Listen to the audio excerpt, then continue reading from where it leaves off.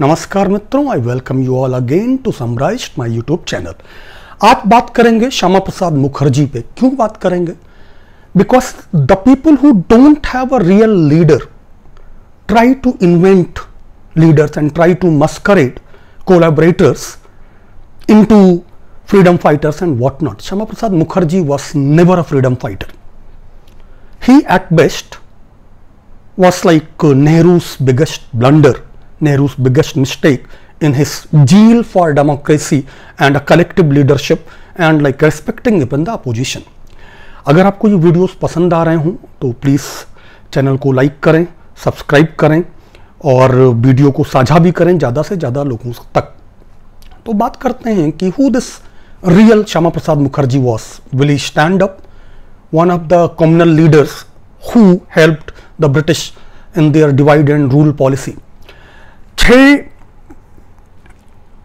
July 1901, 6 of July 1901, एक बहुत ही illustrious family में पैदा हुए थे। इनके पिताजी आशुतोष मुखर्जी कलकत्ता हाई कोर्ट में जस्टिस थे और साथ ही कलकत्ता विश्वविद्यालय के वाइस चांसलर भी थे। बहुत ही सम्मानित परिवार, बहुत ही धनी परिवार। उस दौर में ये दोनों होने में कोई बहुत दिक्कत नहीं थी। I won't call him a collaborator. Why? क्योंकि होम रूल तक की डिमांड नहीं थी। आप अगर याद करें कि 1930 में पहली बार भारत में पूर्ण स्वतंत्रता की मांग की गई थी। नेहरू जी ने रावी नदी के तट पर लाहौर में वो पहला प्रस्ताव रखा था जिसमें भारत के लिए पूर्ण स्वतंत्रता की बात की गई थी। आप याद करें कि लोग सावरकर को भी बहुत एक हीरो बनाने की कोशिश करते हैं, वीर बनाने की कोशिश करते हैं। सावरकर तब तक अंग्रेजों के पेंशनर हो चुके थे। जिस अंडमान सेलुलर जेल से कोई जिंदा लौट के नहीं आता था, बहुत कम लोग आ पाए, उससे वो 5-5 माफी मांग के निकल आए थे और केवल अंग्रेजों ने उनको रिहा नहीं किया बल्कि उनको पेंशन दी। पेंशन किसको दी जाती है? कोई भी सरकार किसको पेंशन देती है? गवर्नमेंट सर्वेंट को देती है। What exactly Savarkar was is very clear from that. लेकिन 1901 में ये स्थिति नहीं है। 1901 एक अलग साल है जहां पे अभी तक भारत की जो जनता है उसकी चेतना इस कदर नहीं जागी है। कोई आज़ादी की लड़ाई की बात नहीं चल रही है। मैं फिर से बोलूं, भारत में पूर्ण स्वराज की जो डिमांड हुई, स्वतंत्रता की जो डिमांड हुई, वो हिंदू महासभा ने नहीं की। मुस्लिम लीग तो खैर तब तक बड़ी ही नहीं थी। वो पहली बार 1930 में जवाहरलाल नेहरू ने की, तब जब बहुत लोग इससे सहमत नहीं थे। और फिर ये मांग होनी थी 1942 में कांग्रेस वर्किंग कमेटी की बैठक में, जिसे गांधी को करना था। और उस बार बहुत लोग थोड़ा हिचकिचाए हुए थे, बहुत लोग उस तरह से साथ नहीं थे क्योंकि एक वर्ल्ड वॉर चल रहा था और लोगों को लग रहा था कि यह प्रस्ताव मुलतवी किया जा सकता है, पोस्टपोन किया जा सकता है, स्थगित किया जा सकता है। सो पॉइंट 1, हिंदू महासभा, सावरकर और श्यामा प्रसाद मुखर्जी और दीनदयाल उपाध्याय, हिंदुत्व ब्रिगेड के किसी नेता ने कभी यह साहस नहीं किया कि वो पूर्ण स्वतंत्रता की बात कर सके 1947 के पहले। खैर आगे बढ़ते हैं। बहुत फ्लाइंग कलर्स में पास किया श्यामा प्रसाद मुखर्जी ने अपना जो पूरा एकेडमिक कैरियर है। उसके बाद कुछ दिन वकालत भी की, उसी साल शुरू की जिस साल उनके पिताजी की मृत्यु हुई।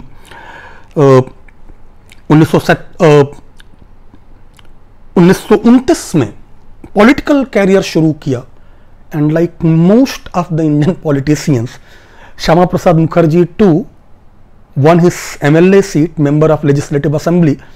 काउंसिल होती थी तब, वो उसमें कहां से चुन के आए? कांग्रेस के टिकट पे चुन के आए। ठीक है। 1930 में कांग्रेस ने तमाम सारी मांगों को लेके बायकॉट किया। And his lust for power could not was so huge that he immediately resigned from the Congress. जब पूरा देश विरोध कर रहा था तब मुखर्जी विरोध के साथ, अंग्रेजों के विरोध के साथ नहीं रुके, वो निकल लिए। उसके बाद इंडिपेंडेंट सीट पे जीत के आए। 1934 में उनको कलकत्ता विश्वविद्यालय का वाइस चांसलर बनाया गया, उनके पिता की ही तरह। And now this is another marker. Calcutta university उनको वाइस चांसलर क्यों बनाएगी? अंग्रेज उनको रिवार्ड क्यों करेंगे? तो अंग्रेजों ने अपना बंदा पहचान लिया था बहुत पहले से ही, बहुत आसानी से पहचान लिया था कि अच्छा ये तो अपना ही आदमी है, अगर हम इसको रिवार्ड करते रहे तो ये हमारे लिए कुछ भी करेगा। 1938 तक रहे। इसी बीच हुआ 1935 का जो इंडिया एक्ट है, जिसको मिनी कॉन्स्टिट्यूशन बोलते हैं, जो बाद में मतलब हमारे जो बाद का संविधान हुआ, उसकी एक तरह से वो बैकग्राउंडर भी है। ठीक है कि उसने बहुत कम अधिकार दिए थे और सब कुछ है, लेकिन बेसिकली जो इंडिया का जो पार्लियामेंट्री सिस्टम है और जो फेडरलिज्म है, उसके बहुत सारे निहितार्थ उसमें छिपे हुए हैं, जिसमें कांग्रेस थी, जिसमें मुस्लिम लीग को होना था, जिसमें प्रिंसली स्टेट्स को होना था, जिसमें लेजिस्लेचर्स होने थे। 1937 में बहुत सारी जगहों पे कांग्रेस जीत के आई और बहुत उसने एक बड़ी विजय हासिल की बहुत सारे वहां पे, और लेकिन Bengal was not one of them, still reeling under the protests of 1905। Bengal की राजनीति को समझने के लिए एक बात बहुत जरूरी है समझना, और वो ये कि बंगाल का जो कंपोजिशन है, मतलब जो बंगाल हमेशा रहा, आप उसको कश्मीर के ठीक उलट एक राज्य की तरह देख सकते हैं।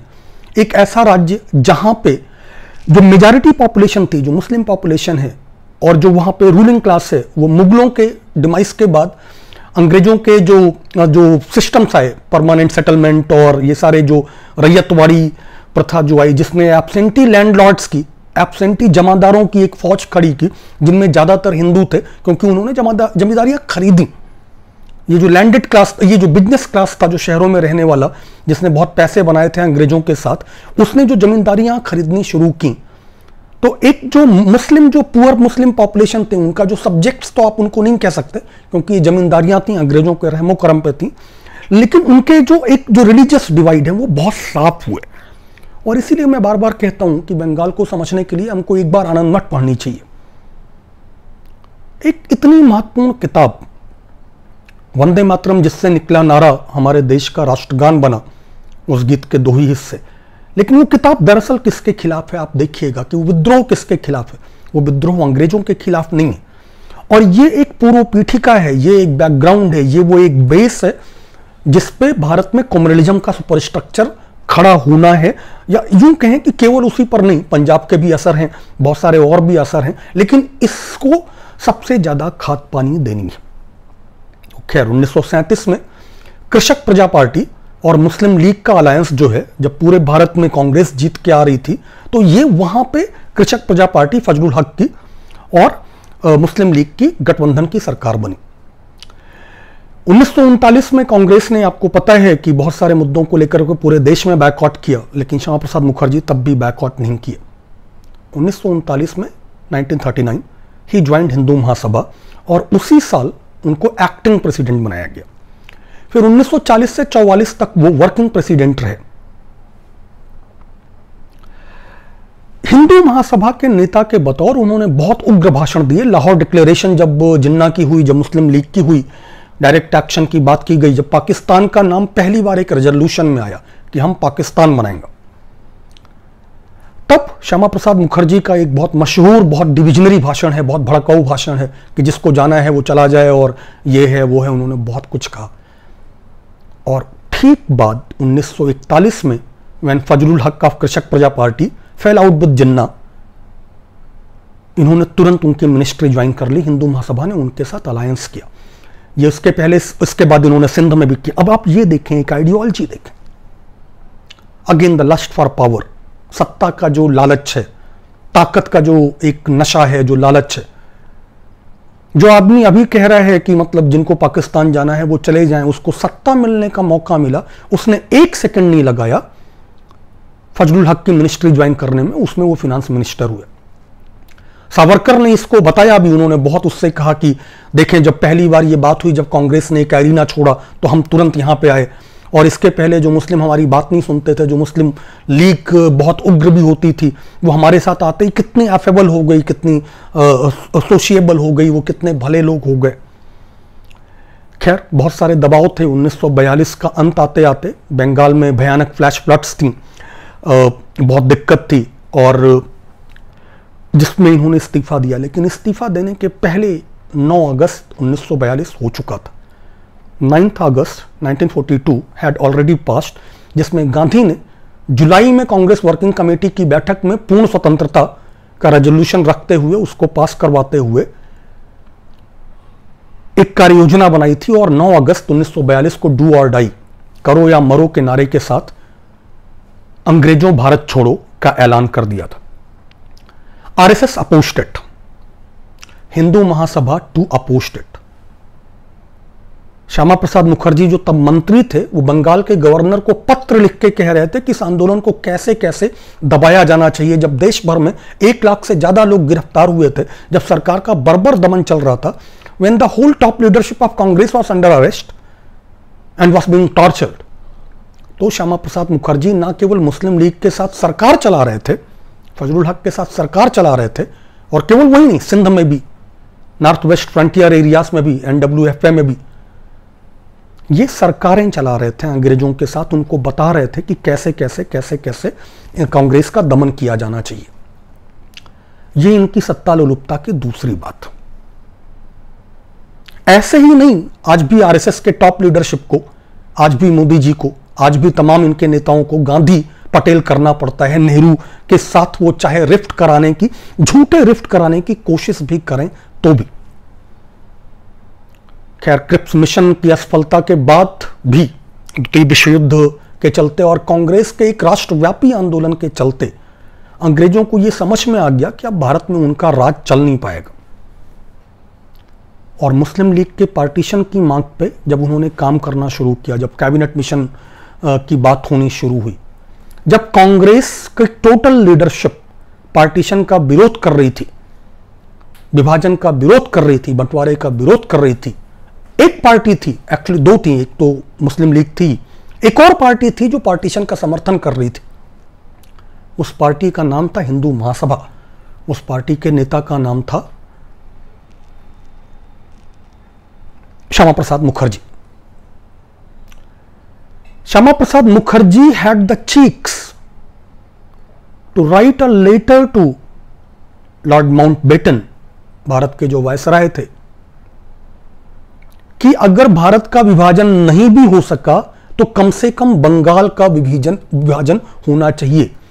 Even if India doesn't get partition, अगर कांग्रेस किसी तरह से ये रोक ले तो कम से कम बंगाल का विभाजन होना चाहिए। ये उनकी आत्मकथा में, या आप सावरकर की संपूर्ण रचनाओं में आप देखें, आप इसको इतिहास से देखें, that this person was supporting partition of Bengal, at least reversing the whole cycle of history। Bharat के जन आंदोलन को, भारत के स्वतंत्रता संग्राम को सबसे बड़ा बल मिला था लॉर्ड कर्जन के एक आत्मघाती फैसले से, जब उन्होंने बंगाल का विभाजन करने की बात की। 1885 में बनी कांग्रेस तब तक होम रूल की बात करती थी, तब तक वो पिटीशंस देती थी, तब तक वो ब्रिटिश डोमिनियन स्टेटस में रहने के लिए तैयार थी। लेकिन 1905 में जो सड़कों पर गुस्सा उतरा और पूरे भारत में उतरा, उसके पहले दादा भाई नौरोजी ब्रेन ड्रेन की बात कर चुके थे, बहुत कुछ कर चुके थे, लेकिन कोई मास मूवमेंट तब तक नहीं था। 1857 की जो क्रांति थी, जिसको बहुत लोग स्वाधीनता संग्राम बोलते हैं, मुझे नहीं लगता अगर तब भारत आजाद होता तो रजवाड़े होते। 567 रियासतें होती, इधर की और उधर की कितनी है मैंने कभी गिनी नहीं कि पाकिस्तान में कितनी गई। लेकिन वो जो होता, वो एक मतलब कोई मेवाड़ की रियासत होती, कोई आमेर की रियासत होती, कोई महाराजा मैसूर होते।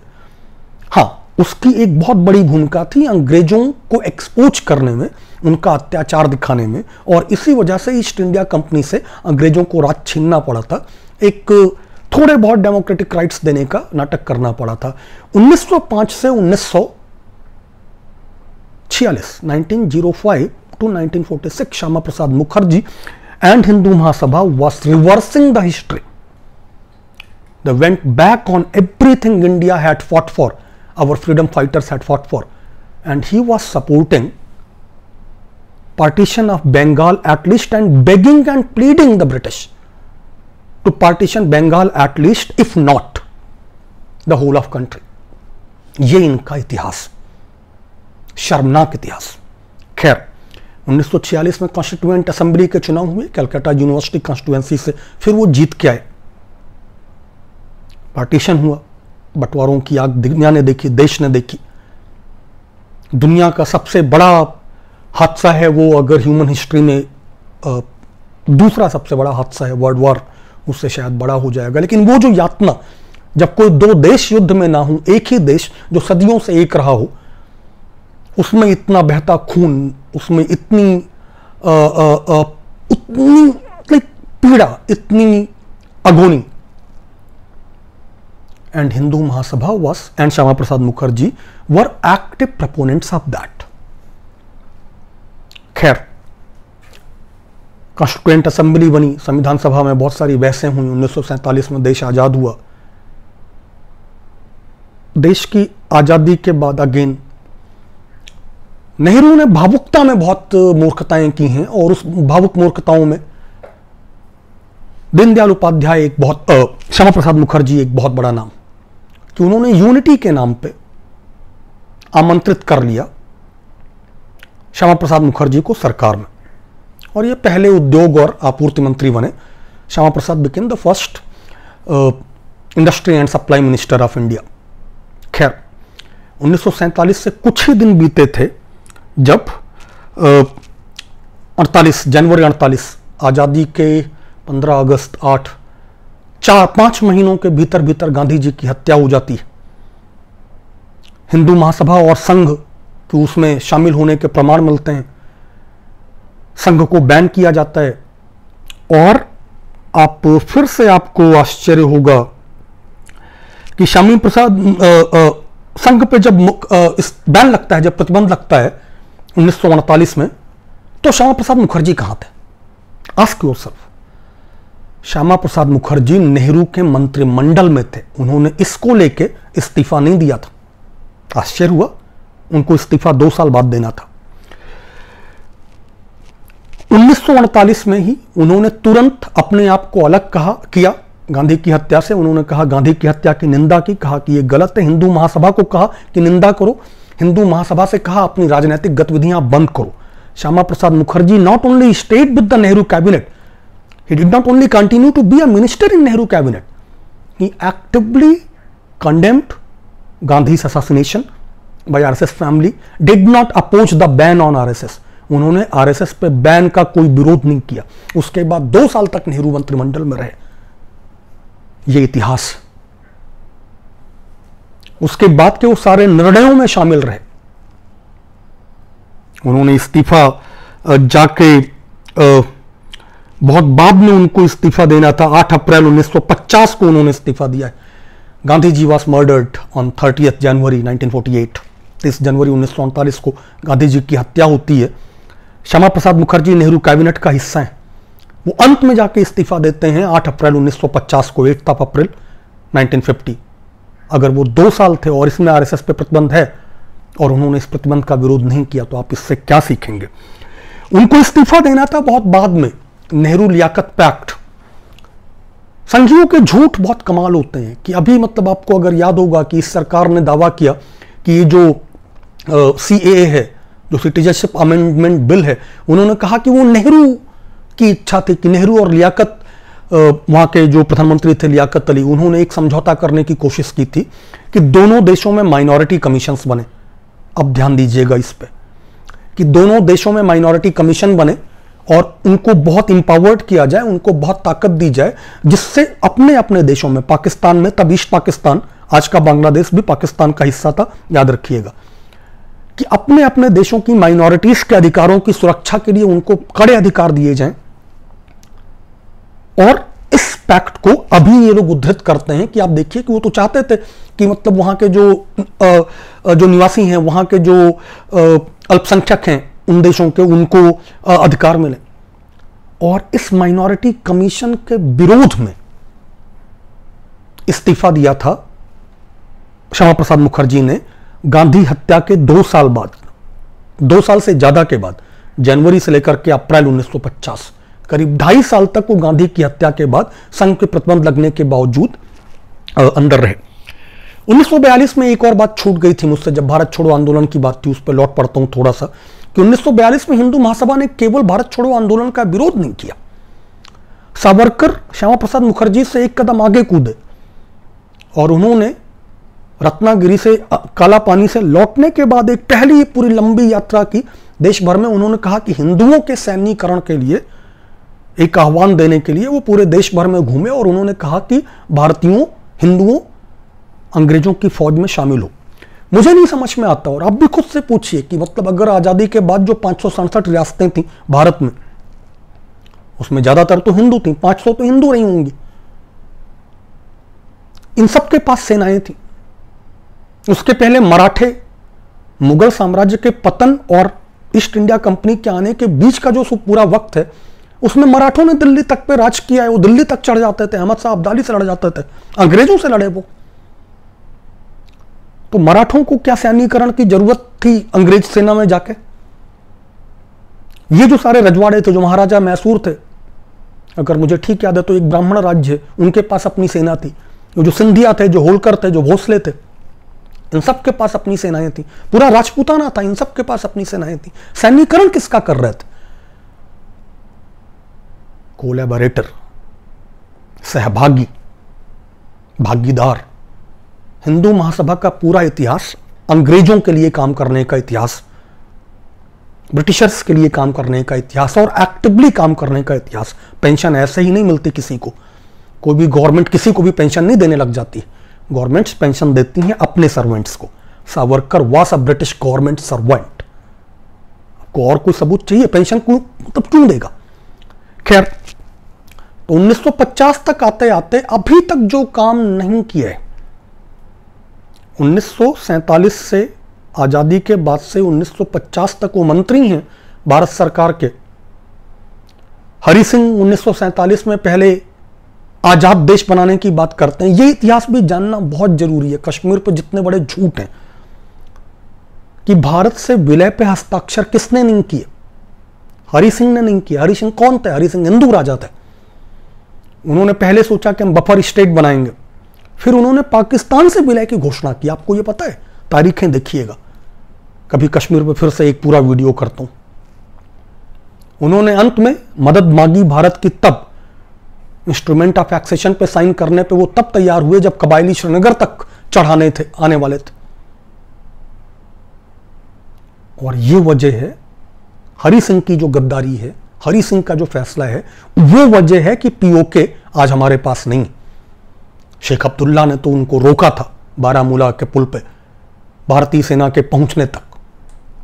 खैर, अब आए कश्मीर पे। एक विधान, एक निशान, एक संविधान। मतलब 1947 से कश्मीर पे जितने सारे निर्णय थे, अगस्त 1947 से नेहरू कैबिनेट के मिनिस्टर थे श्यामा प्रसाद मुखर्जी।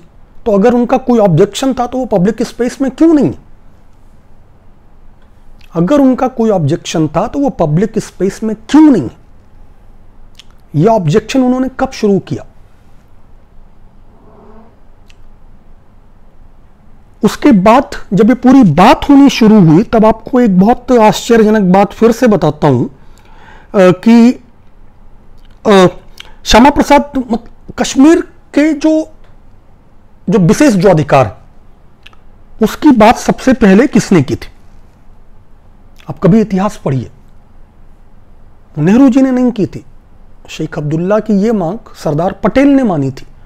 और उन्होंने, अय्यर साहब थे, गोपाल स्वामी अय्यर साहब, नेहरू कैबिनेट में मिनिस्टर थे विदाउट पोर्टफोलियो, जिनको कश्मीर मुद्दे पे पूरी निगरानी, सुपरवाइजिंग करने के लिए कहा था। श्यामा प्रसाद मुखर्जी ने इस फैसले से कभी कोई ऐतराज नहीं जताया।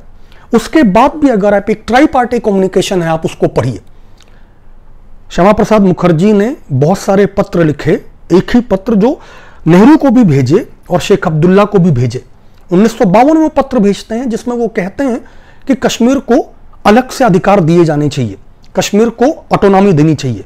3 प्रोविंसेस की बात। दरअसल कश्मीर और धारा 370 पे जो झूठ हैं श्यामा प्रसाद मुखर्जी के और उनके तमाम जनसंघियों के, उसके बारे में बहुत सारा काम किया गया है। एजी नूरानी ने तो किया ही है। बलराजपुरी जो उस कश्मीर के एक बहुत बड़े पत्रकार थे, अगर आप उनकी लेखन पढ़िए, और भी जो बहुत सारे हिस्टोरिकल दस्तावेज हैं, मैं आपको याद दिलाऊं, मैं आपको बताता चलूं कि श्यामा प्रसाद मुखर्जी ने कभी कश्मीर को स्पेशल स्टेटस से ऐतराज नहीं किया। उनका जो एक देश में 2 विधान 2 निशान नहीं चलेंगे का नारा है, वो बहुत बात का नारा है। वो कश्मीर को पॉलिटिसाइज करने के लिए नारा है भी नहीं, वो भारत के हित में कोई नारा नहीं है। वो उनको ये समझ में आ जाने के बाद का नारा है कि इस देश में कांग्रेस के रहते और उसके सपोर्ट को रहते, नेहरू जैसे विराट व्यक्तित्व के रहते, हिंदू महासभा की राजनीति को कोई घास डालने वाला नहीं है, तो उन्होंने हिंदू महासभा की राजनीति के लिए अंग्रेजों वाली नीति अपनाई, फूट डालो और राज करो, डिवाइड एंड रूल। मैं उनका सिर्फ एक पढ़ूं कि उन्होंने 1952 के अंत से लेकर के और 53 तक शेख अब्दुल्ला और नेहरू दोनों को बहुत सारे पत्र लिखे, बहुत सारे पत्र। उनमें से एक पत्र की कुछ लाइनें मैं आपको पढ़ता हूं। यह पत्र उन्होंने पंडित नेहरू को लिखा है 17 फरवरी 1953 को, on 17 February 1953। Both parties reiterate that the unity of the state will be maintained and the principle of autonomy will apply to the province of Jammu and also to Ladakh and Kashmir Valley। कि दोनों parties, Kashmir और भारत, ये agree करते हैं कि जम्मू कश्मीर और लद्दाख को autonomy मिलेगी और कश्मीर को ऑटोनॉमी मिलेगी, स्वायत्तता मिलेगी, और ये जो स्वायत्तता है वो जम्मू और लद्दाख पे भी लागू होगी। वो तीनों को अलग अलग करके देख रहे हैं। उसके बाद वो बोल रहे हैं कि implementation of Delhi agreement which granted special status to the state will be made at the next session of Jammu and Kashmir Constituent Assembly। कि अगली बार जो दिल्ली जो समझौता हुआ है शेख अब्दुल्ला और कांग्रेस नेहरू के बीच, कि स्पेशल स्टेटस जो दे रहा है जम्मू कश्मीर, तब राज्य का जो नाम था उसको, वो जम्मू और कश्मीर विधानसभा के अगली बैठक में उसको पारित किया जाएगा। उन्होंने उसके बाद एक और बात भी कही कि मतलब जम्मू को, शेख अब्दुल्ला के हाथ में हम जम्मू को छोड़ सकते हैं, लेकिन लद्दाख और जम्मू के लिए, अब देखिए वो कश्मीर को कैसे जम्मू और लद्दाख से अलग कर रहे हैं। मुस्लिम मेजॉरिटी है कश्मीर, और उसको अलग करने की ये जो साजिश है कि कश्मीर को स्वायत्तता दिए रह सकते हैं, लेकिन उनसे ये बात हमें करनी चाहिए कि कैसे हम लद्दाख और जम्मू को एक टाइम बाउंड ढंग से भारत से फुली इंटीग्रेट करेंगे, बेसिकली 370 हटा लेंगे। श्यामा प्रसाद मुखर्जी ये बात फरवरी 1953 में कह रहे हैं, जिसके कुछ ही महीने बाद उनको निकल के वहां जाना है और एजिटेशन करना है परमिट राज के खिलाफ, जिसके बाद उनको गिरफ्तार किया जाता है। स्टेट गवर्नमेंट गिरफ्तार करती है, हरी सिंह हैं वहां पे बैठे हुए, केवल शेख अब्दुल्ला नहीं है, ये बात आप याद भी रखिएगा। सदर रियासत भी होते थे, केवल वजीर आजम नहीं होता था। सदर रियासत कौन है? सदर रियासत हरी सिंह है। और इनकी गिरफ्तारी जो की जाती है, एजिटेशन कहां खत्म करना चाहिए था, कहां पे इनकी गिरफ्तारी होती है, और गिरफ्तारी के बाद जेल में संदेहास्पद स्थितियों में इनकी मौत होती है, जिसकी जिम्मेदारी केवल और केवल इन्हीं की है वैसे, लेकिन आप अगर चाहें तो डोगरा राजा हरी सिंह पर भी डाल सकते हैं। वो चाहते तो अपने स्पेशल स्टेटस जो था उनका, सदर रियासत थे, उसका पालन, उसको इन्वोक करके वो इनको छोड़ा सकते थे। आज के लिए बस इतना ही। वो क्यों इतना ही? क्योंकि लंबा हो जाएगा वीडियो, खैर पहले ही काफी लंबा हो गया। मैं इसके बाद केवल 370 और कश्मीर पे श्यामा प्रसाद मुखर्जी को लेकर के एक पूरा वीडियो करता हूं, जिसमें शायद 10-15 मिनट में हम इनकी पूरी भूमिका की और विस्तार से चर्चा कर पाएं। अगर आपको ये बातें पसंद आई हों तो चैनल को जरूर फॉलो करिए। See you all again, follow, like and share the video. See you all again, bye bye.